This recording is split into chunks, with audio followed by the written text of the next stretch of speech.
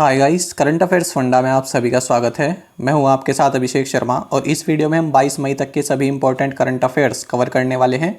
हमेशा की तरह वीडियो को अंत तक जरूर देखिएगा, काफ़ी कुछ आज आपको जानने के लिए मिलेगा। साथ ही गाइस, इस सेशन को शुरू करने से पहले आप सभी को बताना चाहूँगा कि हमारी 1 ईयर की मेंबरशिप आप अवेल कर सकते हैं, जिसके अंतर्गत आपको चैनल पर अपलोड होने वाली current affairs video PDF format में मिल जाएगी। इसके लिए आप 249 रुपीज़ पे कर सकते हैं और ये मेंबरशिप आपकी 1 साल के लिए वैलिड रहेगी। इसमें आपको daily current affairs PDF, weekly PDF और मंथली PDF के साथ साथ जो भी टॉपिक हम करंट अफेयर्स से रिलेटेड वीडियोस जो हम बनाते हैं, जैसे कि appointments, obituaries, first in India and world, days and themes, तो इन सभी की भी आपको PDF इस मेंबरशिप के अंतर्गत प्रोवाइड कराई जाती है। तो मेंबरशिप पाने का लिंक आपको इस वीडियो के फर्स्ट कमेंट में मिल जाएगा। कोई भी आपकी क्वेरी हो तो हमें कमेंट बॉक्स में ज़रूर लिखिएगा। चलिए फिर करते हैं शुरुआत इस वीडियो सेशन की। 41 साल की सेवा के बाद किस भारतीय नौसेना के जहाज को सेवा से मुक्त कर दिया गया है? ऑप्शंस आपके सामने हैं और करेक्ट आंसर होगा option A. INS Rajput has been decommissioned after 41 years of service. तो देखिए, INS राजपूत जो कि इंडियन नेवी की फर्स्ट डेस्ट्रॉयर शिप है, इसे वाइजैक नेवल डॉकयार्ड पर डीकमीशन कर दिया गया है, यानी कि सेवा से रिटायर कर दिया गया है। INS राजपूत को यूक्रेन के 61 कम्युनर्ट्स शिपयार्ड में नेडेज़नी यानी होप नाम से कंस्ट्रक्ट किया गया था। 4 मई 1980 को इसे जॉर्जिया की पोर्ट सिटी पोती में कमीशन किया गया था। इसका मोटो है राज करेगा राजपूत और इसने कई सारे भारत से जुड़े हुए महत्वपूर्ण नेवल ऑपरेशंस में भाग लिया था। आगे बढ़ते हैं। कोविड-19 हेट क्राइम एक्ट किस देश से संबंधित है? ऑप्शंस आपके सामने हैं और करेक्ट आंसर होगा ऑप्शन ए। कोविड-19 hate crimes act is related to United States of America. देखिए, यूनाइटेड स्टेट्स के प्रेसिडेंट जो बाइडेन ने एशियन अमेरिकन्स पर हाल ही में बढ़ते अटैक्स को देखते हुए कोविड-19 क्राइम्स एक्ट को साइन कर दिया है, जिससे कि इस तरह के मामलों से अब कानूनी रूप से निपटा जा सके। जब से कोविड-19 की शुरुआत हुई है, तभी से एशियन अमेरिकन्स USA में हिंसा का शिकार हो रहे हैं और फॉर्मर प्रेसिडेंट डोनाल्ड ट्रंप द्वारा कोविड-19 को कुंग फ्लू जैसे नाम दिए जाने का भी विपरीत असर अमेरिका में देखने को मिला है। आगे बढ़ते हैं। न्यायमूर्ति संजय यादव किस उच्च न्यायालय के नए मुख्य न्यायाधीश होंगे? ऑप्शंस आपके सामने हैं और करेक्ट आंसर होगा option D. Justice Sanjay Yadav will be the new chief justice of Allahabad high court. तो देखिए, सुप्रीम कोर्ट कॉलेजियम जिसको हेड किया जाता है चीफ जस्टिस ऑफ इंडिया द्वारा, तो फिलहाल है NV रमन्ना। तो इन्होंने सुप्रीम कोर्ट कॉलेजियम को हेड किया है और इन्होंने रिकमेंड किया है कि justice Sanjay Yadav Allahabad high court के चीफ जस्टिस बनेंगे। और इससे पहले गोविंद माथुर थे, जो कि अब रिटायर हो चुके हैं, और जो ये संजय यादव हैं, ये अब तक एक्टिंग चीफ जस्टिस के रूप में कार्य कर रहे थे। फ्रेंड, जल्दी से समझेंगे कि ये कॉलेजियम सिस्टम क्या होता है। देखिए, कॉलेजियम सिस्टम के अंतर्गत जजेस की अपॉइंटमेंट एंड ट्रांसफ़र के लिए एक फोरम द्वारा डिसाइड किया जाता है और इस फोरम में भारत के मुख्य न्यायाधीश और 4 सुप्रीम कोर्ट के सबसे वरिष्ठ न्यायाधीश इसमें शामिल होते हैं। साथ ही आपको ये भी जानना चाहिए कि आर्टिकल 124 ये सुप्रीम कोर्ट के जजेस से के अपॉइंटमेंट से रिलेटेड है। साथ ही आर्टिकल 217 ये हाई कोर्ट जजेस की अपॉइंटमेंट से संबंधित है। आगे बढ़ते हैं। कौन सा दूसरा सबसे अमीर एशियाई और दुनिया का 14वां सबसे अमीर व्यवसायी बन गया है? ऑप्शंस आपके सामने हैं और करेक्ट आंसर होगा option C. So Gautam Adani has become the second richest Asian and 14th richest businessman in the world. तो गौतम अडानी की टोटल संपत्ति है 66.5 बिलियन US डॉलर और ये एशिया के दूसरे सबसे अमीर और ओवरऑल यानी वर्ल्ड के 14वें सबसे रिचेस्ट बिजनेसमैन बन गए हैं। और एशिया के रिचेस्ट कौन है? मुकेश अंबानी। ये पूरी लिस्ट है। पहले नंबर पर मुकेश अंबानी है एशिया की अगर बात करें, दूसरे नंबर पर है गौतम अडानी, तीसरे पर है जोंग शैनसोन। तो ये 3 आप याद रखिएगा। आगे बढ़ते हैं। अंतर्राष्ट्रीय जैव विविधता दिवस किस दिन मनाया जाता है? ऑप्शंस आपके सामने हैं और करेक्ट आंसर होगा option D. International day for biological diversity is observed on May 22। और फ्रेंड्स, इसका इस बार थीम रहा है 2021 में we are part of the solution. देखिए, भारत में 4 बायोडाइवर्सिटी हॉट स्पॉट्स हैं। फ्रेंड्स बायोडाइवर्सिटी का मतलब होता है जहाँ पर आपको कई वैरायटी देखने के लिए मिले, यानी कि प्लांट्स की, एनिमल्स की और माइक्रो ऑर्गेनिज्म स्पीसीज जो होती हैं इनकी वैरायटी देखने को मिले, अलग अलग स्पीसीज हों, अलग अलग इकोसिस्टम लेवल्स जहाँ पर हों उनका वेरिएशन देखने को मिले। तो इस तरह की जो प्रमुख जगह हैं उन्हें बोलते हैं हॉट स्पॉट्स। तो देखिए भारत में कौन कौन सी हैं, एक तो हिमालयाज़ है, इंडो बर्मा रीजन है, द वेस्टर्न घाट्स हैं और सुंदालैंड। ये चारों की चारों जो हैं भारत की बायोडाइवर्सिटी हॉट स्पॉट्स हैं। और आपको बता दें कि पूरे वर्ल्ड में अब तक लगभग 36 बायोडाइवर्सिटी हॉट स्पॉट्स रिकॉग्नाइज किए गए हैं और इनमें जो Andes mountains tropical hot spots हैं ये वर्ल्ड का मोस्ट डाइवर्स हॉट स्पॉट है, मतलब सबसे ज़्यादा वैरायटी आपको यहीं पर देखने के लिए मिलेंगी। साथ ही सबसे इम्पोर्टेंट पॉइंट आपके लिए ये है कि जो 2021 से 2030 का डिकेड है यानी कि दशक है, इसको United Nations UN decade of ocean science for sustainable development and UN decade on ecosystem restoration, इन दोनों के रूप में मना रहा है। तो इसको आप जरूर ध्यान रखिएगा और नोट कर लीजिएगा। दुनिया के सबसे बड़े हिमखंड का नाम बताइए जो हाल ही में अंटार्कटिका के तट से टूटकर अलग हुआ। ऑप्शंस आपके सामने हैं और करेक्ट आंसर होगा option C. So A76 is the world's largest iceberg that has recently broken off the coast of Antarctica. ये आप देख रहे हैं, ये पूरी एक आइस शीट है या जिसको आप बोलते हैं आइस सेल्फ, रोने आइस सेल्फ है, ये पूरी जमी हुई है ये। अब यहाँ से ये आइसबर्ग अलग हो गया है, A76 अलग हो गया और ये अंटार्कटिका में जो वेडल सी है इसमें जाकर अब जो है इसमें अब तैरने लगेगा ये, तो इसको बोलते हैं, इस तरह से अलग हुआ है। तो क्या नाम है, आइसबर्ग A76। तो ये रोने आइस सेल्फ का पार्ट था, इससे अलग होकर ये अब वेडल सी में फ्लोट कर रहा है। और देखिए कितना लंबा है फ्रेंड्स, ये 170 किलोमीटर्स का है ये और 25 किलोमीटर्स वाइड है, मतलब कि न्यू दिल्ली का 3 टाइम्स है ये, इतना बड़ा आइसबर्ग जो है अलग हुआ है। और आपको बता दें कि इस आइसबर्ग को कोपरनिकस सेंटिनल उपग्रह द्वारा देखा गया है। तो आपको पता है जिस तरह से कि क्लाइमेट वार्म हो रहा है तो उस हिसाब से ये सभी अपने जो आइस सेल्फ से अलग हो जाता है और जो आपका अंटार्कटिका है उसमें बह जाते हैं। तो ये पूरा जो भी आपका जो मेल्ट हो रही है, स्नो मेल्ट हो रही है, ये सब क्लाइमेट का असर है, क्योंकि क्लाइमेट जो है काफ़ी तेज़ी से वार्म होता जा रहा है। देखिए आइसबर्ग होता क्या है, हम आइसबर्ग के बारे में पढ़ रहे हैं, तो आइसबर्ग होता क्या है। देखिए आइसबर्ग ग्लेशियर की एक आप ग्लेशियर होता है पूरा आइस से बना हुआ होता है, तो उसका एक पार्ट जब टूटने के बाद ओपन वाटर में बहने लगे, टूटकर किसी ओपन वाटर में चला गया और वहाँ पर बहने लगे, तो उसको बोलते हैं आइसबर्ग। ये आप देख सकते हैं आइसबर्ग, ये मान लीजिए कोई समुद्र है और ये ऊपर का हिस्सा है, तो हमको लगता है कि कितना बड़ा है, लेकिन फ्रेंड्स ये केवल 1/9 पार्ट ही ऊपर होता है, नीचे ज़्यादातर हिस्सा होता है इसका, 8/9 पार्ट नीचे है और 1/9 पार्ट इसका ऊपर होता है। किस एजेंसी ने इनसाइडर ट्रेडिंग मानदंडों के उल्लंघन के लिए बायोकॉन पर कुल 14 लाख रुपए का जुर्माना लगाया है? ऑप्शंस आपके सामने हैं और करेक्ट आंसर होगा ऑप्शन सी।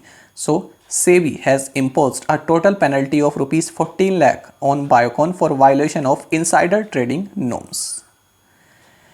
तो बायोकॉन पर लगाया है और इसके जो सीनियर वाइस प्रेसिडेंट हैं नरेंद्र चिरमोले, इन पर लगाया है। किस लिए? इनसाइडर ट्रेडिंग नॉर्म्स को वायलेट करने पर।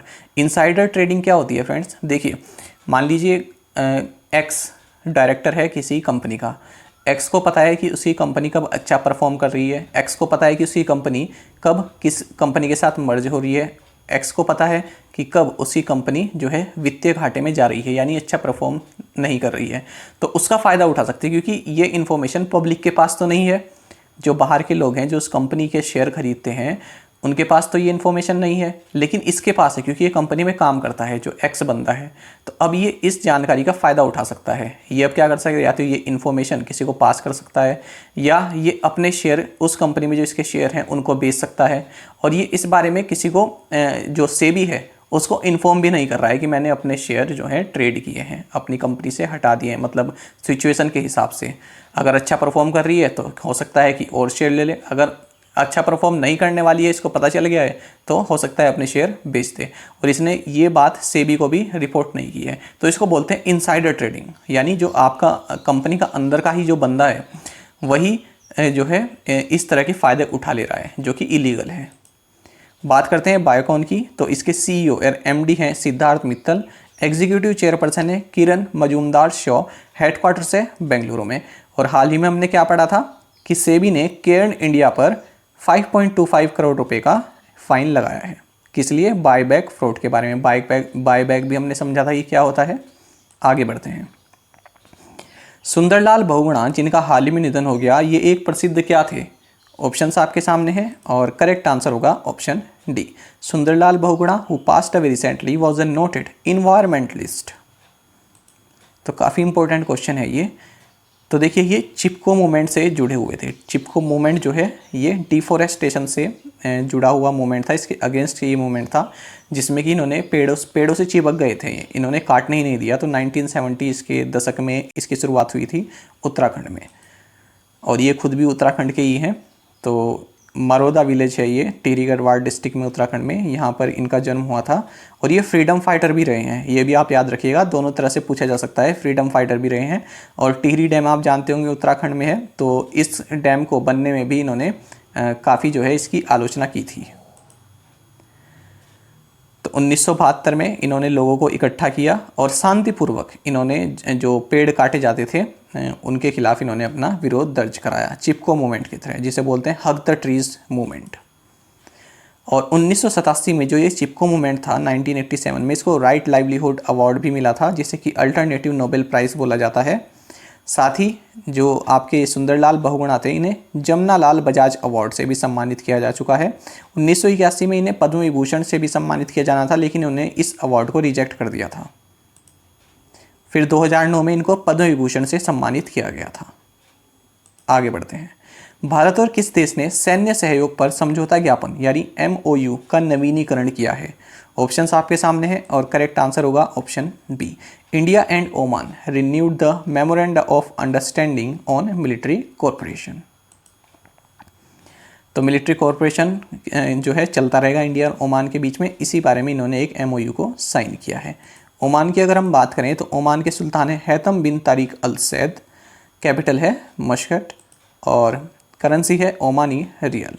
ये है फ्रेंड्स ओमान, ये पूरा अरब पेनिनसुला है, ये गल्फ़ ऑफ अमन है, ये पर्सियन गल्फ़ है, ये गल्फ़ ऑफ एडन है, ये रेड सी है, यहाँ पर ये गल्फ़ ऑफ सुएज है, तो सुएज कैनाल भी यहाँ पर है, ये है गल्फ़ ऑफ अकाबा, और यहाँ पर है मेडिटेरियन सी, इजराइल के इधर ये पूरा मेडिटेरियन सी है। तो इस तरह की लोकेशन आपको मालूम होनी चाहिए अगर आप बैंक के अलावा और किसी एग्ज़ाम की तैयारी कर रहे हैं। आगे बढ़ते हैं। निम्नलिखित में से किसने ऑक्सीजन पुनर्चक्रण प्रणाली तैयार की है? सही आंसर होगा option C. So Indian navy has designed an oxygen recycling system. तो इस क्वेश्चन में इतना ही जानने के लिए है किसने, देखिए जो ये आपके मयंक शर्मा हैं, लेफ्टिनेंट कमांडर हैं, जो डाइविंग स्कूल है सदर्न नवल कमांड का, तो इन्होंने एक ऑक्सीजन रिसाइकलिंग सिस्टम इसको डिज़ाइन और कंसेप्चुलाइज किया है। तो सदर्न नेवल कमांड जो है इसका हेडक्वार्टर्स कोची केरल में है। कोविशील्ड क्या है? तो चार ऑप्शन हैं आपके पास, क्या ये वायरस है, क्या ये मेडिसिन है, क्या ये कोविड टेस्ट किट है, क्या ये isolation home for covid patients हैं? ऑप्शंस आपके सामने हैं और सही आंसर होगा option C. So covishield is a कोविड-19 टेस्ट किट। जानते हैं इसके बारे में। देखिए, Indian council of medical research यानी ICMR ने एक self use rapid antigen test इसको मंजूरी दी है। किसके द्वारा बनाया गया है? माई लैब डिस्कवरी सॉल्यूशंस, इसके द्वारा ये बनाया गया है और इस टेस्ट का नाम है कोविशील्ड। तो इसमें जो है आपका रिज़ल्ट 15 मिनट्स के अंदर आ जाता है और 250 रुपीज़ की ये पूरी किट आती है। और इसमें आपका जो नेज़ल स्वैब है ये इसमें भी किया जाता है, लेकिन इतना डीप नहीं किया जाता है, मतलब इतना डिस्कम्फर्ट इसमें नहीं फील होता है। हाईयांग 2D समुद्र विज्ञान उपग्रह किस देश ने प्रक्षेपित किया? ऑप्शंस आपके सामने हैं, सीधे सही आंसर पर लिए चलते हैं, option C. So China launched Haiyang 2D oceanography satellite. तो देखिए, कोई मैरीन डिजास्टर्स से ना हो पाए, मतलब होता तो है ही, लेकिन इसके बारे में पहले ही अलर्ट हो जाए और इसका जो अफेक्ट है वो कम से कम किया जा सके, तो इसके लिए ओशन मॉनिटरिंग सैटेलाइट चाइना ने एक लॉन्च की है। और ये जो है all weather round the clock dynamic ocean environment monitoring system है। राउंड द क्लॉक का मतलब होता है 7 दिन 24 घंटे, मतलब हर टाइम, इसका मतलब होता है round the clock. Round the clock का हिंदी मीनिंग यही होता है कि मतलब हर टाइम। और लॉन्ग मार्च 4B रॉकेट से इसको लॉन्च किया है, क्या नाम है, हायांग 2D, HY2D भी आप याद रखिएगा, इस तरह से भी पूछा जा सकता है। और हाल ही में देखिए चाइना से जुड़े अगर हम करंट अफेयर्स की बात करें, अगर इसी सेगमेंट में हम बात करें, तो चाइना ने पिछले साल वर्ल्ड की फर्स्ट 6G टेस्ट सैटेलाइट इसको लॉन्च किया था या इसको भेजा था ऑर्बिट में। और हाल ही में चाइना ने अपना जो ज़ूरोंग ये रोवर है इसको मार्स पर उतार दिया है। तो याद रखिएगा ज़ूरोंग ये रोवर है, इसको चाइना ने मार्स पर उतारा है, मार्स यानी red planet. EY renewable energy country attractiveness index में भारत की रैंक क्या है? ऑप्शंस आपके सामने हैं और करेक्ट आंसर होगा ऑप्शन बी। सो इंडिया की रैंक है 3rd, किसमें, EY renewable energy country attractiveness index में। जानते हैं इसके बारे में। तो देखिए भारत ने जो है अब तक, पहले तो आपको ये बता दें कि जो सोलर PV कैपेसिटी है भारत में ये 39 गीगावाट की है। और इसी को देखते हुए भारत की 3rd पोजीशन है जो EY का renewable energy country attractiveness index है, इसमें US पहले नंबर पर है और चाइना दूसरे नंबर पर है। कौन सा एडिशन रहा है ये? 57th एडिशन रहा है ये। EY का मतलब होता है अर्नस्ट एंड यंग, ये एक लंदन बेस्ड एजेंसी है। और इसमें इन्होंने ये भी कहा है कि 2020 में जो global renewable energy capacity investment रहा है, यानी कि रिन्यूएबल एनर्जी में जो इन्वेस्टमेंट रहा है ग्लोबली यानी पूरे विश्व में, वो 2% जो है बढ़ा है। 2020 में 2% बढ़ा है, मतलब पिछले साल की तुलना में। और आपको बता दें, ये सबसे इम्पोर्टेंट पॉइंट है आपके लिए, भारत जो है 2030 तक 450 gigawatt renewable energy power capacity हासिल करना चाहता है। ये टारगेट आप याद रखिएगा, कब तक? 2030 तक। और कितनी? 450 gigawatt. The world choreography award 2020 जीतने वाले पहले भारतीय कौन बने हैं? सही आंसर होगा option D. So Suresh Mukund has become the first Indian to win the world choreography award 2020। तो देखिए ये 10th annual world choreography award 2020 जीता है सुरेश मुकुंद ने। और किस कैटेगरी में जीता है? टीवी रियलिटी शो और कंपटीशन कैटेगरी में इन्होंने जीता है। तो एक इंडियन डांस क्रू है, एक समूह है, द किंग्स इसका नाम है। तो इसके डायरेक्टर एंड कोरियोग्राफर हैं ये। आपको बता दें कि जो ये वर्ल्ड कोरियोग्राफी अवार्ड है इसको ऑस्कर्स ऑफ डांस भी बोला जाता है। और इसकी स्थापना 2011 में एलन वॉल्स द्वारा की गई थी। जगन्नाथ पहाड़िया जिनका हाल ही में निधन हो गया, किस राज्य के पूर्व मुख्यमंत्री थे? सही आंसर होगा option D. So Jagannath Pahadia who passed away recently was the former chief minister of Rajasthan. तो देखिए राजस्थान के चीफ मिनिस्टर के साथ साथ ये बिहार और हरियाणा के गवर्नर यानी राज्यपाल भी रह चुके हैं। और इनकी कोविड-19 की वजह से हाल ही में इनकी मृत्यु हो गई है। तो इंडियन नेशनल कांग्रेस पार्टी से ये जुड़े हुए थे, याद रखिएगा कांग्रेस पार्टी के थे। अब देख लेते हैं प्रीवियस असाइनमेंट क्वेश्चंस के आंसर। व्हाट इज वजीर x? So it is the India's largest cryptocurrency exchange. Who is the president of FICCI यानी federation of Indian chambers of commerce and industry? Uday Shankar. और काफ़ी लोगों ने इसका आंसर गलत किया है। Who is the director general of UNESCO? Audrey Azoulay. Moctar Ouane has been reappointed as prime minister of which country? Mali. Who is the chairperson of international financial services centre authority IFSCA? Injeti Srinivas. अब देख लेते हैं आज के assignment questions. और friends अगर आपको हमारा कंटेंट अच्छा लगता है, हमारा एक्सप्लेनेशन अच्छा लगता है, तो वीडियो को एक लाइक जरूर दिया कीजिए। साइक्लोन ताउते was named by which country? Cyclone Yaas has been named by which country? World metrology day is observed on which day? इसका थीम भी बताइएगा। नेक्स्ट है हमारे पास amphotericin B is used for the treatment of which disease? World meteorological organisation is located in which country? यानी इसका headquarters आपको बताना है। तो पांचों क्वेश्चंस के आंसर आप हमें कमेंट बॉक्स में ज़रूर प्रोवाइड कराइएगा। और अगर आपको एक क्वेश्चन का आंसर भी आता है तो वो भी आप हमें कमेंट बॉक्स में ज़रूर से बताया कीजिए। और साथ में आप सभी करंट अफेयर्स फंडा को टेलीग्राम पर भी ज्वाइन कर सकते हैं। यहाँ पर रेगुलर वीडियो अपडेट्स और करंट क्विज़ हम आप सभी के लिए डालते हैं। साथ ही डिस्कशन ग्रुप में आप किसी भी क्वेश्चन का सॉल्यूशन पा सकते हैं। दोस्तों यहाँ पर करंट अफेयर्स की प्लेलिस्ट दी गई है, इसको आप ज़रूर देखें। अपने दोस्तों के साथ व्हाट्सएप एंड टेलीग्राम पर शेयर करें।